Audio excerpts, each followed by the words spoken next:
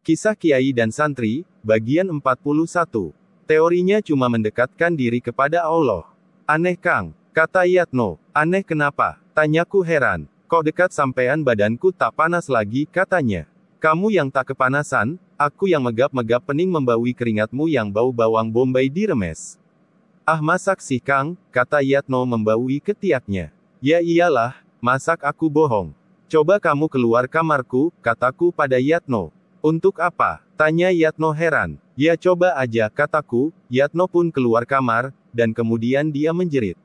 Aduh Kang panas. Jeritnya, aku segera membuka pintu dan menyuruhnya masuk. Kenapa kok aku di luar kepanasan?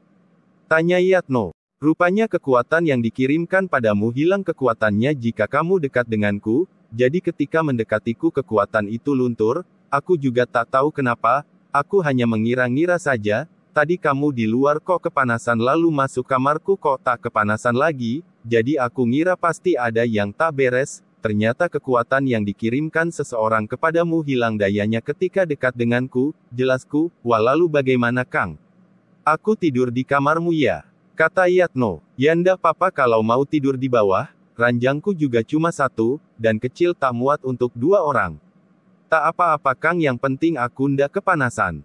Ya udah kalau begitu, lalu bagaimana kelanjutannya Kang? Udah tidur dulu, ini sudah malam banget, besok aku harus kerja. Dan kami pun tidur, entah berapa kali, ledakan di kamar terjadi, dari santet yang dikirim padaku. Tak ku pedulikan ledakan kadang di tembok, kadang di kamar di atasku berjarak 1 meter, aku tidur saja, pikirku kalau nanti menyanyi habis paling juga berhenti sendiri, aku belum ada maksud mengembalikannya, pagi-pagi subuh Yatno ku bangunkan. Ayo bangun sholat subuh, kataku sambil ku tendang kakinya. Ah masih ngantuk Kang, jawab Yatno malas. Masih ngantuk juga tetap harus sholat, kalau tidur di kamarku, kalau tak mau bangun ya besok jangan tidur di sini lagi, kataku. Akhirnya Yatno mau juga bangun menjalankan sholat subuh berjamaah, masuk kerjaku jam 7 pagi, biasa kalau pagi buka-buka laptop, dan makan sarapan seadanya, aku suka masak teri, kalau di Indonesia mungkin teri tak ada enak-enaknya, tapi di Arab makanan yang remeh kelihatannya di Indonesia, di Arab jadi nikmat sekali, teri digoreng agak kering, lalu diirisi cabai, bawang merah, bawang putih dan tomat, sudah nikmat sekali. Kang, sebenarnya aku juga pernah belajar torekoh, kata Yatno yang juga ikut sarapan denganku. Torekoh apa? Tanyaku. Ndak tahu Kang torekohnya apa, aku sendiri lupa, jawab Yatno. Nama torekoh kok lupa, zaman sekarang ini torekoh itu banyak, dan banyak juga yang sesat, kataku. Loh jadi ada juga yang sesat Kang? Lah kan juga yang diajarkan membaca Quran dan juga latihan tenaga dalam. Ya banyak yang sesat, di mana letak kesesatannya? Letaknya karena torekoh itu tidak menyambung sanad kepada Nabi, namanya kan membuat acara sendiri, yang tukang bakso membuat torekoh baksoniyah, yang tukang becak membuat torekoh becakiyah, yang orang Tuban membuat torekoh tubaniyah, yang orang Mesir membuat torekoh misriyah, jadi membuat torekoh kayak membuat nama jajanan, dengan logo dan maksud tujuan orang yang membuat, agar mendapat pengikut, dengan membuat aturan di dalamnya yang menguntungkan bagi pembuatnya. Iya tuh Kang, guru torekohku pernah bilang kalau ingin tahu asal torekoh yang ku ikuti itu tak akan ditunjukkan, nah kan makin aneh saja, kataku. Sebaiknya di zaman akhir itu seseorang hati-hati, jangan asal ikut ini, ikut itu, kalau bisa diteliti dulu, jangan sampai sudah terlanjur dibayati ternyata malah torekoh sesat, ya jadinya akan kesusahan sendiri, namanya juga sesat jadi tak akan ada manfaat yang diambil, contoh saja kamu, lah disantet saja sudah pontang-panting gitu. Tapi dulu saya diajari jurus, dan ilmu membangkitkan tenaga dalam Kang, ya walau diajari membangkitkan ilmu tenaga dalam sekalipun, apa gunanya kalau tidak bisa menyelesaikan masalah sepelemu itu, tekanku. Apa ilmu tenaga dalamku masih ada ya Kang? Tanya Yatno. Ya aku tak tahu, lah aku sendiri tak pernah belajar ilmu begituan, tenaga dalam juga tak pernah, kataku sambil memencet-mencet keyboard laptop. Kalau kita coba bagaimana Kang? Tanya Yatno. Maksudnya nyoba bagaimana? Tanyaku tak mengerti. Ya kita adu jurus. Wah aku sendiri tak mengerti jurus, gini saja kamu yang menyerangku, dengan segala jurusmu bagaimana? Tanyaku. Ya boleh Kang, sampai Anda berdiri saja Kang. Tanya Yatno, karena melihatku duduk di karpet sambil mainkan laptop. Udah serang saja diriku, kataku. Yatno mulai memainkan jurusnya, mengitariku, lalu menyerangku. Tubuhnya melompat menghantamkan pukulan tangan kosong, tapi sampai di jarak 1 meter dari tubuhku, tubuhnya seperti menghantam benteng baja. Aku masih mainkan laptop, menjawab pesan yang ada di Facebook. Yatno membuat ancang-ancang lagi menyerang dari belakangku, dan sama saja tubuhnya yang melenting menendang kepalaku, lagi-lagi seperti menabrak benteng baja, dan dia berguling-guling menabrak-nabrak tembok kamar. Ampun Kang, tolong Kang, aku tak kuat, kata Yatno merintih-rintih. Aku bangkit dan mendekatinya, lalu ku usap dadanya. Bagaimana, sudah enakan? Tanyaku. Wahodamu besar sekali Kang, pelindungmu tak bisa ku tembus, aku sampai sakit semua, kata Yatno. Ah, aku tak punya kelebihan apa-apa, kataku. Untung sampean tak membalas pukulanku, kalau membalas aku bisa rontok dadaku, kata Yatno. Ah, ada-ada saja, ini aku mau mulai berangkat kerja, kamu di kamarmu aja ya? Kataku. Iya Kang, makasih atas bantuannya, jawab Yatno, masih banyak waktu. Aku jalan kaki menuju tempat time card, memasukkan kartu absen dan memasukkan PIN dan cap jari.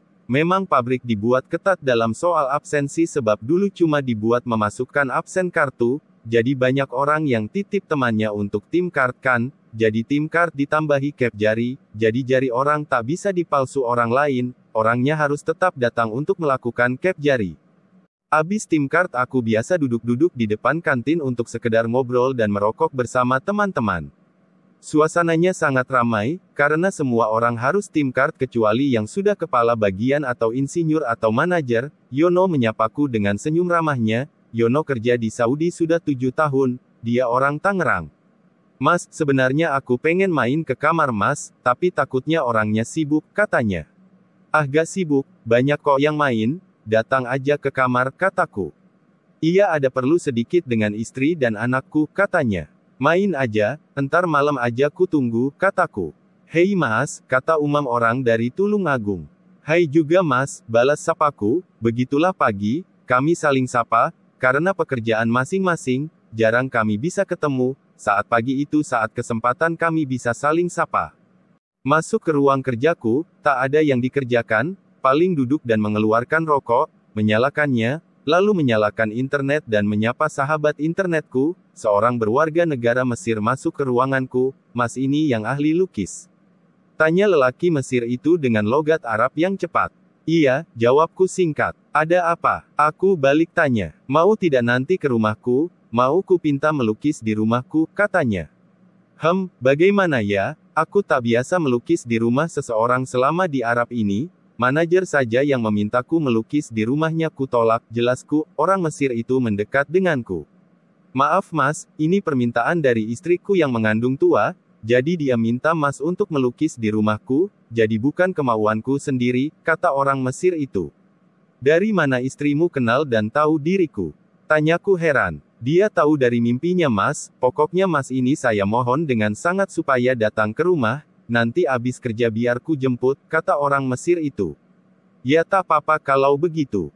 Jam 4 sore pulang kerja orang Mesir bernama Musadat itu telah menjemputku. Setelah mandi aku berangkat ke rumahnya, naik mobilnya, ku bawa perlengkapan cat dan kuas. Sampai di rumahnya aku diajak makan dulu, sambil membicarakan mana yang harus ku lukis. Aku hanya melukis pintu, setelah makan ku lukis dengan cepat pintunya. Sebentar baru melukis Musadat mengeluarkan minuman. Wah, sebentar sudah jadi bagus, katanya di sela aku melukis. Oh ya Mas, ini di Indonesia seorang ustadz ya? Kata siapa? Tanyaku. Banyak kok yang membicarakan, bahkan di sini juga banyak yang telah minta didoakan, kata Musadat. Ah tidak juga, aku hanya seorang murid toreko, cuma mungkin guruku orang yang banyak kelebihannya, jelasku. Kekasih Allah ya gurunya, waliullah gitu. Tanya Musadat. Tak tahu juga, sebab guruku tak pernah sekalipun mengaku sebagai wali, jadi aku juga tak tahu, apalagi la ya'riful wali ilal wali, tak akan tahu wali kecuali wali, jelasku. Mari Mas diminum jus nyam, kata Musadat mempersilahkanku minum. Aku banyak membaca di banyak kitab, para guru toreko itu orang-orang yang selalu diijabah doanya, kata Musadat. Misal seperti Syekh Abdul Qadir Al-Jailani, Syekh Junaid Al-Baghdadi, Ibrahim Al-Hawas, Syekh Abu Hasan Asyazili, semua ulama besar adalah orang-orang Torekoh.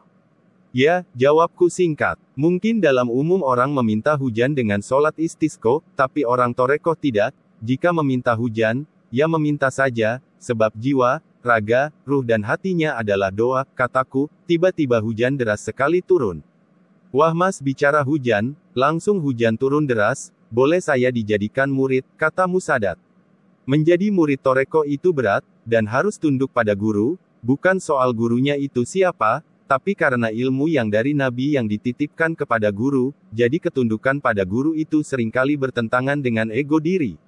Saya siap guru, saya siap tunduk pada guru, guru memerintahkan apapun saya siap, sebab guru adalah pembimbing saya, kata Musadat serius. Sudah saya selesaikan lukisan, nanti jam 6 sebelum maghrib saya harus segera kembali ke kamar, soalnya ada janji sama orang Indonesia, kataku. Siap guru, kata Musadat, setelah jam 6, aku diantar pulang ke barak, jika guru mau kemana saja, saya siap mengantar, jadi guru telepon saja saya, kata Musadat yang seorang insinyur komputer. Ya nanti kalau mau ke kota aku akan telepon, kataku sambil keluar dari mobilnya Musadat, sampai di kamar pas maghrib. Yatno sudah menunggu di depan kamar. Ada apa lagi? Tanyaku sambil membuka pintu kamar, badan saya panas lagi Kang, kata Yatno.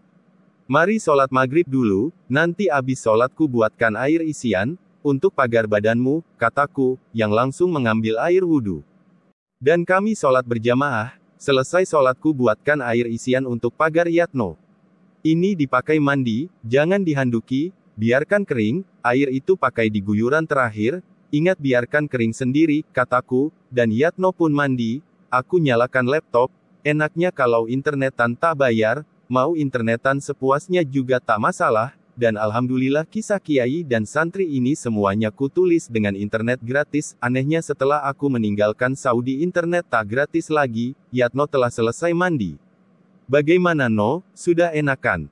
Tanyaku. Iya alhamdulillah sudah enakan Kang, badan tak panas lagi. Ya moga-moga tak panas lagi, kataku, pintu kamar diketuk, masuk tidak dikunci, kataku, masuk Yono sama Musin. Dan seperti biasa Musin membawa makanan, kali ini soto babat. Wah aku masih kenyang, tadi abis makan di rumah Musadat orang Mesir, kataku. Wah kok ke tempat Musadat segala? Tanya Yono. Iya tadi disuruh melukis. Biasanya Musadat itu orangnya kikir, kok sampai mau ngasih makan? Tanya Musin. Gak juga, orangnya baik kok, kataku. Syukur kalau sama mas orangnya baik, kata Musin, HP ku bunyi, dan ku angkat, suara Musadat. Ini guru ada makanan dari istriku, guru keluar sebentar, saya tak bisa masuk, aku keluar dari barak, dan Musadat menunggu di mobil, dan memberikan senampan makanan. Wah repot-repot banget, kataku. Ini permintaan istriku guru, doakan anakku lahir dengan selamat, dan bisa menjadi manusia seperti guru, soalnya ini mau ke rumah sakit membawa istriku, doakan ya guru, supaya kelahirannya lancar. Insya Allah lahirnya lancar, kataku, aku pun masuk ke dalam. Makanan dari siapa mas? Tanya Musin. Dari Musadat, dia minta didoakan supaya kelahiran anaknya lancar, dan selamat, jawabku. Hehehe, orang pinter di mana-mana banyak yang bawain makanan, Guru Yono. Udah ayo dimakan bareng-bareng, kataku. Wah ini yang mana dulu?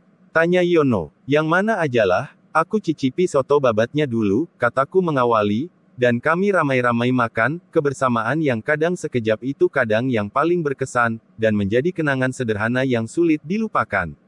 Dan menjadi pengikat persaudaraan tanpa ada syak wasangka. Keikhlasan itu tak harus dipikirkan tapi dijalani dengan apa adanya. Saya mau curhat mas, kata Yono selesai makan. Wah di mana-mana aku kok tempat curhatan orang tuh, hehehe, curhat apa itu? Tanyaku, soal rumah mas. Kenapa dengan rumahnya? Ya beberapa hari yang lalu, istri pernah mengalami hal yang aneh, hal aneh apa itu? Ya seperti melihat orang masuk rumah, tapi setelah dicari tak ada. Jam berapa? Ya sekitar abis maghrib gitu, lah ini kok istri, anak saya yang kecil kalau malam nangis terus, lalu badannya sekarang panas, sudah dibawa ke rumah sakit, tapi panasnya tak juga turun-turun. Maaf, ada tetangga yang suka pakai peci ada hiasannya, dan pernah punya masalah dengan orang itu ya? Tanyaku. Iya mas, kok mas tahu? Tanya Yono. Ya pas kebetulan saja pas, jawabku. Lalu apa hubungannya dengan orang itu? Tanya Yono. Orang itu pernah menanam tulang anjing di depan rumah, di kali kecil kering di bawah pohon bambu, kataku.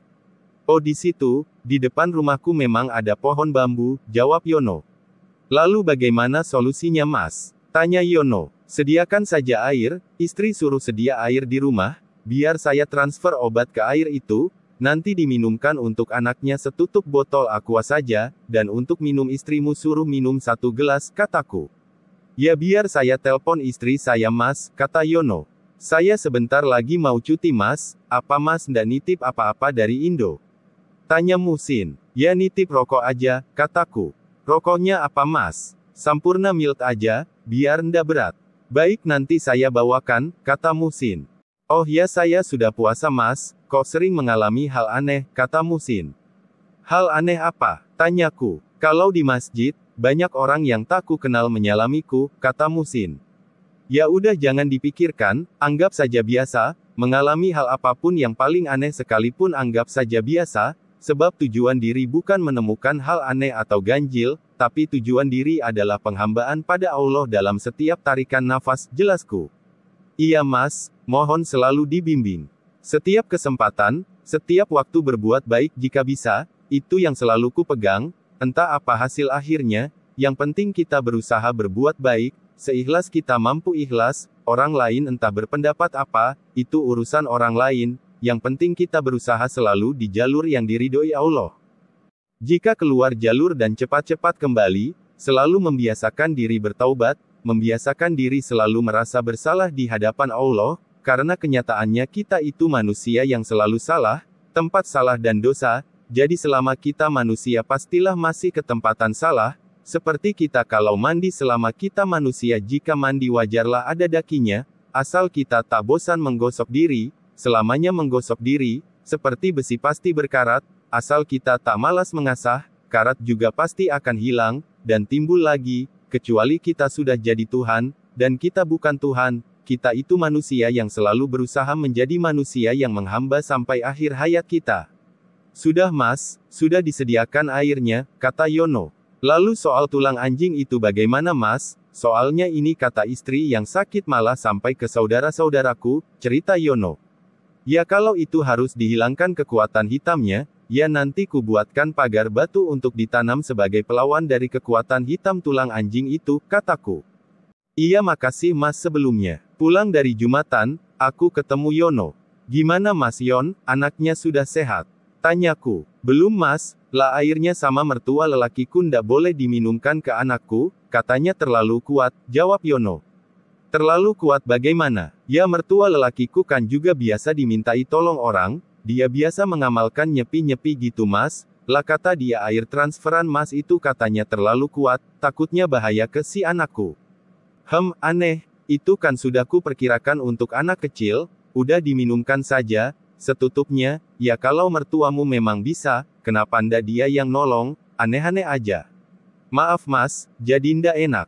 Abis maghrib, Yono main ke kamar, ini ada rokok Indonesia Mas, katanya menaruh rokok di meja. Kok dapat rokok Indo dari mana? Tanyaku. Tadi ada sopir truk dari Indonesia ya, pengangkut semen, dia bawa rokok, jelas Yono. Bagaimana kabar istri dan anaknya? Sudah sehat? Tanyaku. Alhamdulillah, setelah minum air yang dari Mas, kata istri langsung enakan, juga si kecil langsung dibawa pulang dari rumah sakit, jelas Yono lagi. Ya syukur kalau gitu. Kamar diketuk lagi, masuk. Kataku. Wah ada Mas Yono, kata Ramadan, pekerja dari NTT. Ada apa Don? Tak biasanya main ke kamarku. Tanyaku. Biasa Mas, kayak yang lain, mau minta tolong, jawab Ramadan. Soal apa? Soal ibu saya Mas. Kenapa ibunya? Sakit Mas. Apa sakitnya? Wah aku jadi malah kayak dokter, hahaha. Wah kalau dokter manapun ndak ada yang bisa ngobati dari jarak jauh, sela Yono. Sakitnya di kepala Mas. Pusing gitu. Iya, ya minum aja Panadol, kataku. Sakitnya terus-menerus Mas, sudah dibawa ke dokter juga tetap tak sembuh, jelas Ramadan. Wah bahaya itu. Bahaya bagaimana Mas? Ya bahaya, apa kamu punya masalah soal tanah di rumah, maksudku tanah rebutan keluarga gitu? Iya Mas, tanah warisan jadi rebutan. Bisa kamu sekarang telpon ibumu? Tanyaku. Sebentar biar ku hubungi. Coba hubungi, lalu suruh duduk menghadap ke barat, biar penyakit di kepalanya ku tarik dari sini. Apa bisa Mas ditarik dari sini? Ya bisa tidak bisanya kan belum tahu, nanti saja dilihat perkembangannya, kataku. Baik Mas saya hubungi, kata Ramadan, aku menunggu Ramadan menghubungi ibunya, sementara aku ngobrol sama Yono. Wah aneh sekali ya kelebihan Mas Ian.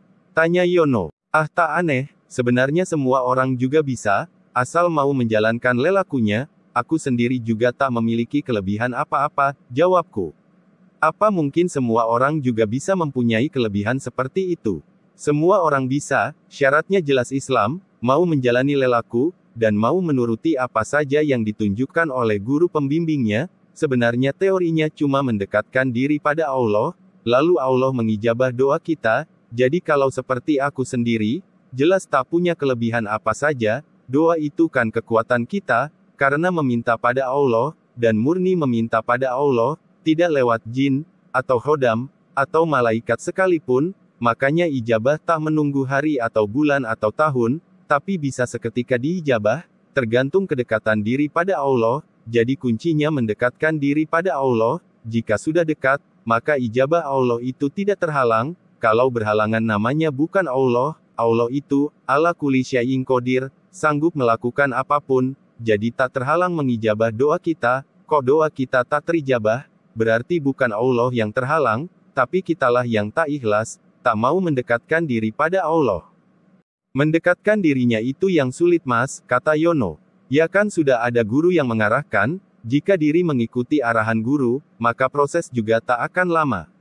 Proses menjadi lama itu karena diri masih tertawan dengan nafsu, dengan ego, merasa diri sok mulia, merasa diri lebih dari orang lain, punya suara merdu saja sudah gaya, punya kegantengan sedikit sudah engkek, punya kekayaan sedikit sudah petentang-petenteng, dan berbagai macam kelebihan yang akhirnya menjadikan diri malah punya banyak kekurangan, tak ada manusia yang mulia, kecuali manusia yang terpilih memang mulia, seperti Nabi Muhammad, kalau diri merasa lebih dari orang lain, ya susahlah diajak maju, sudah Mas, ibu saya sudah duduk menghadap ke barat. Kata Ramadan, aku segera konsentrasi, menyatukan daya, doa, zikir, menyatukan ingatan pada sang pemberi kesembuhan yaitu Allah, lalu mengirim konsentrasi dalam satu titik, yaitu sakit di kepala ibunya Ramadan, dan meminta pada Allah agar penyakit di kepalanya dibuang. Setelah selesai penarikan, aku berkata pada Ramadan, coba sekarang, kamu telpon ibumu, tanyakan sudah enakan belum, kataku pada Ramadan, lalu Ramadan menelpon pada ibunya, dan kemudian selesai.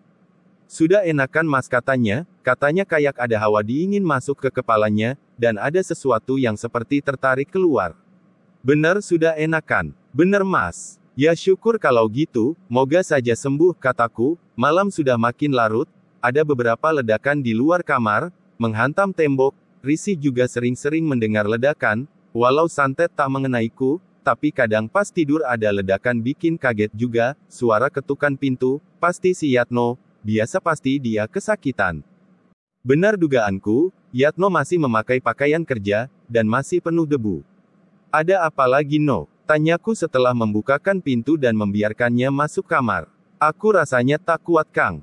Kata Yatno memelas. Sakit lagi? Tanyaku. Dadaku rasanya kayak diremas-remas Kang, aku ingin bunuh diri saja, aku ingin mati saja, aku tak kuat Kang. Kata Yatno. Hehehe, dulu, sudah kukatakan kalau kamu akan mengalami masalah seperti ini, kamu juga tak mau percaya, memangnya mati akan menjadikan masalahmu selesai. Kamu akan malah disiksa sampai hari kiamat No, kataku.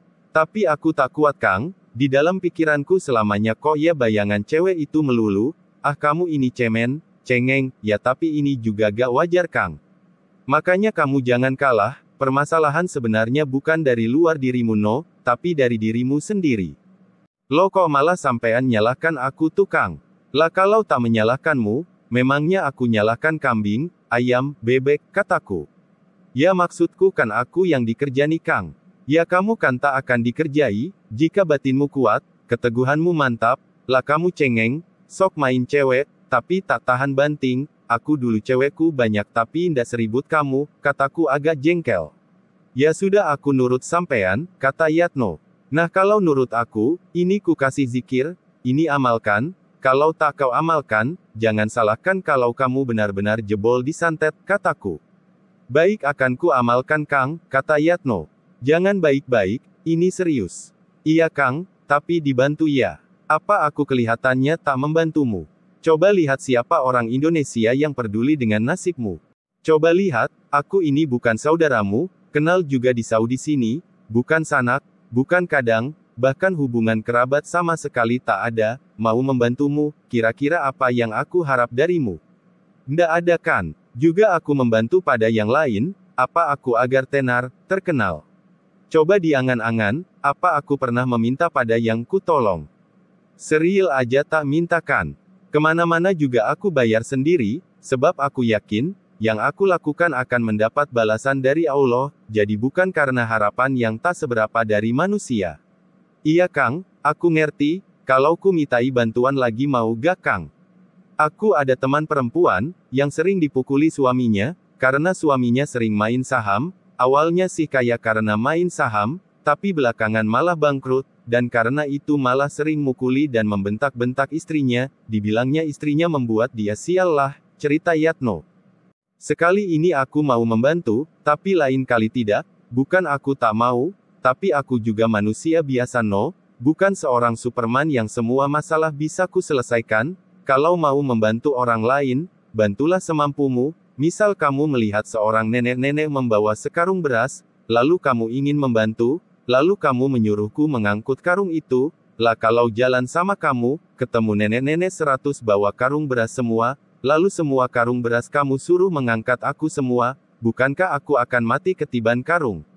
Iya juga yo Kang, semua orang punya problem no, aku sendiri juga punya keluarga, aku punya anak, dan tentu anakku tak mau ku kasih makan angin, jadi ya aku membantu selama aku bisa, aku sendiri kan juga ngurus keluargaku, semua orang punya problem dan punya masalah dalam keluarganya, dan Allah tak membebankan masalah di atas kesanggupan seseorang, jadi sudah cukup kamu mampu menyelesaikan masalahmu, jangan lantas kamu mencari masalah orang lain kau timpakan masalahnya kepadaku, sekalipun aku kuat, aku kan butuh juga menghidupi keluarga, bekerja, sebab aku bukan Allah, mintalah penyelesaian masalah pada Allah, jangan padaku, kataku panjang lebar. Lalu bagaimana temanku itu Kang? Suruh saja sedia air, nanti ku transfer ke air, kalau lelakinya sedang marah siram saja dengan air itu, ingat jangan mencari masalah orang lain, lalu kau timpakan padaku.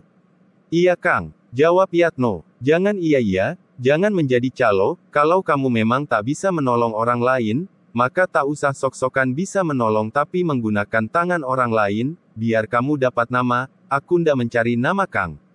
Ya tak mencari nama juga, kamu menyusahkan aku, walaupun aku tak mengharap apa-apa juga, aku ini kan juga manusia wajar, butuh makan, butuh keperluan untuk hidup, jadi aku juga butuh menjalankan pekerjaanku sendiri. Walau aku ikhlas, tapi bukan berarti kamu boleh kemana-mana mencari orang yang perlu kamu tolong, lalu menimpakan padaku, itu namanya calo, ya kalau kamu mau menolong orang lain, tolong dengan kedua tangan dan kemampuanmu, ayahmu saja kamu ajak kemana-mana, lalu kamu suruh kalau ada orang punya hutang, ayahmu kamu suruh bayarin, apa ayahmu mau, sekalipun ayahmu kaya 7 turunan, uangnya pasti habis, Raja Saudi yang kaya raya, kamu ajak ke Indonesia, lalu ngasih makan seumur hidup semua gelandangan di Indonesia, tak akan mau. Wah kok sampai Raja Saudi segala Kang, aku kan gak ngajak Raja Saudi. Ya namanya juga perumpamaan, aku mau memperumpamakan siapakan asal kataku saja. Memang kadang banyak dan sering kutemukan, seseorang yang mengambil kesempatan, biasanya akan menyodorkan tetangganya, mas ini ada tetanggaku yang sakit, ada temanku, ada orang desaku, ada teman satu kantorku, ada, ya di mana tempat juga ada, jika satu orang yang kenal aku kemudian membawa 100 orang untuk aku doakan, dan temanku ada 1000, bukankah aku bisa ndak kerja, seharian berdoa juga belum cukup bisa menyelesaikan semua, cek, dan kenyataannya sampai sekarang teman-temanku seperti itu ada, entah untuk mencari nama untuk pribadinya, atau entahlah, memang di dunia ini banyak sekali orang berpikiran aneh, pantas kiaiku sendiri selalu menghindar, menyembunyikan diri, karena banyak orang yang memanfaatkan kelebihan yang dimiliki. Aku malah pernah orang membawa kartu undian, minta ditiup, agar undiannya menang, atau orang minta didoakan agar ayam aduannya menang, edan, gak berotak. Memang kebanyakan orang selalu menilai orang lain dengan porsi akalnya, dan nyatanya banyak orang yang berpikiran dangkal, masa ia minta pada Allah hal-hal yang diharamkan, malah ada yang minta agar bisa menaklukkan hati si cewek ini. Untuk istri kedua, aku sendiri sering mengalami hal itu, dimintai seperti itu, ya kalau untuk kesenangan kenapa Anda usaha sendiri, ingin mendapatkan jabatan, menjadi DPR, memang manusia yang tamak, selalu menilai orang lain dengan dosis ketamakannya. Lalu berusaha orang lain diberusahakan membantu apa yang ditamakannya akan tercapai. Mas aku kecelakaan, suara musin di HP, dia sedang cuti dan berada di Indonesia. Kecelakaan di mana? Kecelakaan motor. Bukan, tapi kesetrum listrik. Bagaimana ceritanya kok sampai kesetrum listrik? Tanyaku. Aku kan bersih-bersih rumah baru, ya ku siram semua pakai air, rumah yang tak ku tempatikan semua kabelnya dicuri orang, jadi minta izin PLN listriknya ngambil langsung dari lonceng, untuk sementara, terus kabel semua yang masang pamanku, kok masang kabel sanyo pasangannya kebalik, yang ada setrumnya kok colokan yang lelakinya. Maksudnya yang lelakinya, yaitu yang ada colokannya, yang kabel tak ada colokannya malah tak ada listriknya, pas aku cabut jacknya, langsung tanganku kesetrum, apalagi di bawahku penuh air menggenang karena di tengah dapur, aku kibas-kibaskan kabelnya nempel di tanganku, aku terbanting di lantai yang penuh air, montang-manting dak karuan. Lalu aku ingat mas pernah bilang, jika mengalami apapun yang berbahaya, atau membahayakan diri, maka upayakan ingat Allah, dan minta pertolongan padanya. Lalu aku ingat saja pada Allah, aku membaca takbir sekuatnya, dan aku pingsan, tapi kok aneh, aku sadar sudah menggeletak di tempat yang kering, tapi tubuhku penuh luka, dan di tanganku ada bekas menancap lubang bekas colokan, ini aku di rumah sakit, cerita Musin. Syukur kalau masih selamat, hiburku. Aku didoakan ya mas, biar lekas sembuh, dan biar bisa selekasnya kembali ke Saudi, kata Musin. Iya insya Allah, semoga Allah memberi kesembuhan. Bersambung. Bagian 42.